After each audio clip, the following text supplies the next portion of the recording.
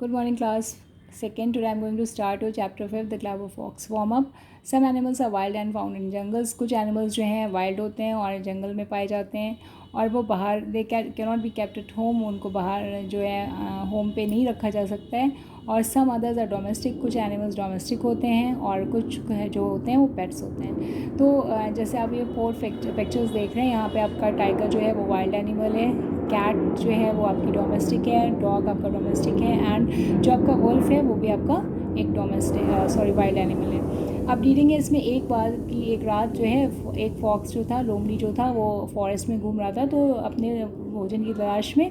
तो एकदम से वो टकराता है एक बिग रॉक से, तो उसका जो बैलेंस था वो छूट जाता है और एक गहरे गड्ढे में, गहरे कुएं में गिर जाते हैं.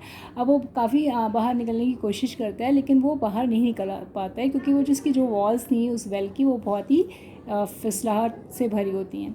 तो इसके काफ़ी एफ़र्ट्स करने के बाद भी वो बाहर नहीं आ पाते हैं. तो वो हेल्प के लिए चिल्लाते हैं. तभी एक एलिफेंट उधर से पास हो रहा होता है. तो एलिफेंट रुकता है देखने के लिए अंदर वेल पे. तो उस देखता है फॉक्स उससे कहता है कि क्या एलिफेंट जी आप मेरी मदद करोगे, और आप तो एक बहुत अच्छे एनिमल हो, इस समय मैं ट्रबल में हूँ, तो आप मुझे बाहर निकलने के लिए क्या मदद करोगे. तो आप मुझे बाहर प्लीज़ खींच लो अपनी ट्रंक से, ट्रंक आपकी सूट से मैं बाहर आ जाऊँगा. तो उसने कहा, एलिफेंट ने कहा कि अभी तो मुझे राजा से मिलना है और मैं वैसे ही ऑलरेडी लेट हूँ और मैं अभी तो आपकी मदद नहीं कर सकता हूँ, लेकिन 1 घंटे के बाद जब मैं वापस लौटूंगा तो मैं आपकी मदद ज़रूर से करूँगा. और but I will come back after an hour and pull you out. Till then you can wait. ऐसा करिए जब तक आप इसी में वेट करिए और मैं जब बाहर आऊँगा तो जब मैं वापस लौटूंगा तो मैं आपकी मदद करूँगा. और ये कहते हुए एलिफेंट जो था वो आगे बढ़ गया. Come to the next page now, that is page number 47 now. अब इसके बाद ही सून एक रैबिट जो है वो उछलता हुआ वहाँ पे हॉपिंग मतलब उछलता हुआ वहाँ पे वेल के पास आया. और उसने जब देखा एक फॉक्स रो रहा है तो उसने बोला, उसने भी जम्प्ड वहाँ पे वॉल पे करा और वेल पे नीचे झाँका. जो वेल की जो वॉल थी उस पर उसने जाम किया और नीचे देखा तो उसने देखा वहाँ पे आप यहाँ पे क्या कर रहे हो डियर, आर यू फाइन, क्या तुम यहाँ पे सही हो, आप सही हैं यहाँ पे. तो फॉक्स सेड कि मैं तो यहाँ पे फंस गया हूँ इस वेल में, क्या तुम मुझे निकाल सकते हो, क्या तुम मुझे ऊपर खींच सकते हो. तो उसने बोला मैं तो इतना छोटा जानवर हूँ और आप ऐसा मैं आपको कैसे खींच सकता हूँ. आप ऐसे क्यों नहीं करते कि अभी कोई जब पावरफुल एनिमल आएगा, जब काफ़ी एनर्जेटिक एनिमल यहाँ से पास होगा या बिगर एनिमल मुझसे काफ़ी बड़ा एनिमल कोई पास होगा तो आप उससे हेल्प ले लेना. और इसके बाद वो कहता हुआ वो भी आगे बढ़ गया. अब आफ्टर फ्यू मिनट, इसके कुछ देर बाद ही एक टाइगर वहाँ से निकला.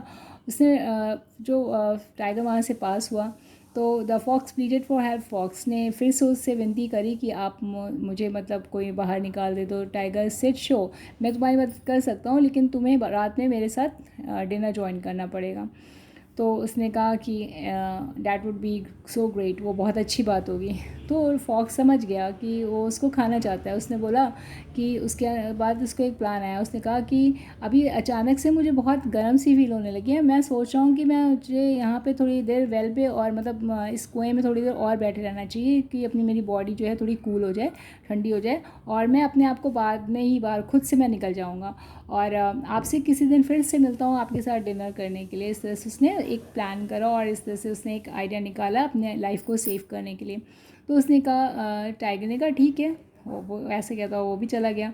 लेकिन अब तक जो था वो था फॉक्स था, वो बहुत थक चुका था और उसने अपने बोला कि अब मुझे खुद से ही कोई प्लान आउट करना पड़ेगा अपने आप को बचाने का या अपने आप को स्केप करने का, यहाँ से निकलने का.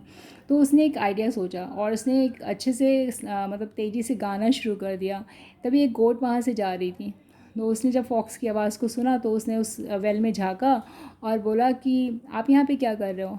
फॉक्स ने कहा कि मैं बहुत यहाँ का बहुत मीठा पानी है वेल का, तो क्या आप भी पीना पसंद करोगे. गोट जो थी वो बहुत प्यासी थी. उसने बिना किसी सोचे समझे जो है उसने उस वेल पे उसने बिना किसी सोचे समझे उसने वेल पे जो है छलांग लगा दी. अब come to the next page now 48. जब उसने ऐसे छलांग लगा दी तो when she had satisfied her thirst, जब उसने अपनी थर्स्ट को सेटिस्फाइड कर लिया तो उसने कहा, she said please help me get out. Okay, now when she had satisfied her thirst she said please help me get out. उसने कहा कि मुझे अब बाहर निकालो. तो द फॉक्स कहने लगा 1 मिनट वेट करो, रुको।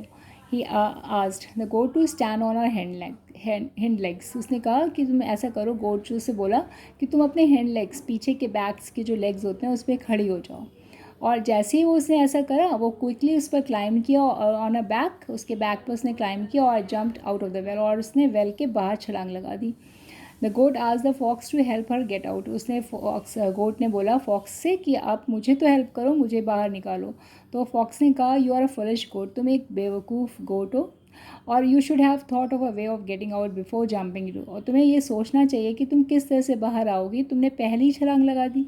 तुम्हें ये सोचना चाहिए था ना कि तुम छलांग लगा रही हो तो तुम बाहर कैसे आओगी, है ना। तो आप इसी तरह से उसने उसको बोला और ख़ुद उसका फ़ायदा लेकर वो बाहर आ गया। स्टे है एंड शाउट फॉर हेल्प, और अब तुम यहाँ रुको और हेल्प के लिए शाउट करो, चिल्लाते रहो। Saying this the fox walked away, और ये कहते हुए फॉक्स जो था वो चला गया। तो ये इस स्टोरी का ये लेसन है कि आप जब भी कोई वर्क करते हैं तो उसका हर प्रॉस एंड कॉन्स जो है वो आपको सोच लेना चाहिए कि अगर आप किसी की हेल्प कर रहे हैं तो सबसे पहले तो आपको खुद के बारे में सोच लेना चाहिए कि आप उस जगह, आप किसी की हेल्प करते करते खुद ही अगर आप उसमें हो जाए और आप दूसरे को सेव कर लें तो बहुत हद तक ये मतलब एक यू कैन से अच्छी बात होती है कि दूसरों की हेल्प करना। लेकिन दूसरों की हेल्प के साथ साथ आपको अपनी हेल्प या अपने लिए भी सोचना, इन द सेंस आप रहेंगे तभी तो आप किसी की हेल्प कर पाएंगे ना। तो अगर आप हेल्प करते करते जो है मतलब बिना किसी सोच के अगर आप हेल्प कर रहे हैं, और अगर आपको कुछ बाद में, जैसे मान लीजिए हमने किसी की हेल्प करी और उसकी हेल्प करते करते हमें कुछ हर्ट हुए, तो वो तो ओके है। लेकिन बिना सोचे समझे अगर हम किसी चीज़ के प्रॉस एंड कॉन्स को नहीं डिसाइड करते हैं या प्रॉस एंड कॉन्स नहीं देखते हैं किसी भी मैटर का, किसी भी फैक्ट का, और विदाउट किसी भी प्रॉस एंड कॉन्स के हम विदाउट थिंकिंग हम हर चीज़ कर लेते हैं कि उसका क्या इफ़ेक्ट होगा फ्यूचर में, क्या उस पर उसके डिसीशंस होंगे, क्या रिज़ल्ट आएगा, अगर हम ऐसी चीज़ें कर लेते हैं विदाउट थिंकिंग, तो उससे क्या होता है कि हम जो है प्रॉब्लम में फंस जाते हैं। तो इसीलिए हर चीज़ को ये हमेशा हमें गाइड किया जाता है, हमारे बचपने से ये गाइड किया जाता है कि हर चीज़ को सोच समझ के करना चाहिए। Whatever the decision we have to make, we have to just give, we always think on it first. हमें हमेशा उस निर्णय पर सोचना होता है कि आप जो ये कर रहे हैं वो आपको कहीं कुछ नुकसान तो नहीं करेगा, या आप किसी की हेल्प करने जा रहे हैं तो आप खुद तो गड्ढे में नहीं गिर जाएंगे। अगर आप किसी की हेल्प करने जा रहे हैं तो आप कहीं खुद तो नहीं फंस जाएंगे। अपने आप को सेव करते हुए तब आपको हेल्प करना चाहिए। अपने आप को हर वे से आप सेव करिए, फिर आप दूसरों की हेल्प भी करिए। इट्स वेरी गुड दैट आप you are helping others, but अगर आप सेव अपने आप को नहीं करेंगे और आप ही अगर प्रॉब्लमेटिक मतलब प्रॉब्लम में आ जाएंगे तो आप उसकी हेल्प कैसे करेंगे। तो हर वे से पहले अपने आप को सुरक्षित कर लेना चाहिए और सुरक्षित करके दूसरों की हेल्प भी करना चाहिए। ये यहाँ पे लेसन है इस चैप्टर का कि first you have to safeguard yourself and then you just save the others also.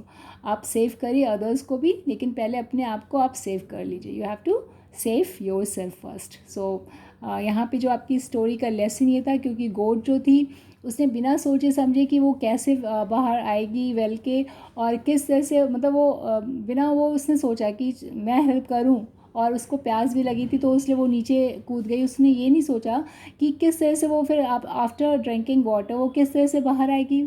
तो ये उसने नहीं सोचा था, उसने वो पहले ही फंसा हुआ था। तो वो जब वो हेल्प के लिए चिल्ला रहा था तो गोट कैसे गोट भी तो फंस जाएगी ना नीचे जाके, तो वो कैसे वापस आएगी। तो ये उसने थिंक नहीं करा था, तो इस वजह से वो बाद में प्रॉब्लम में फंस गई। वो तो फ्रीली जा रही थी अपने घर या अपने रास्ते जा रही थी, लेकिन वो बेकार को फंस गई बिकॉज ऑफ हेल्पिंग अदर्स, या because of lack of thinking.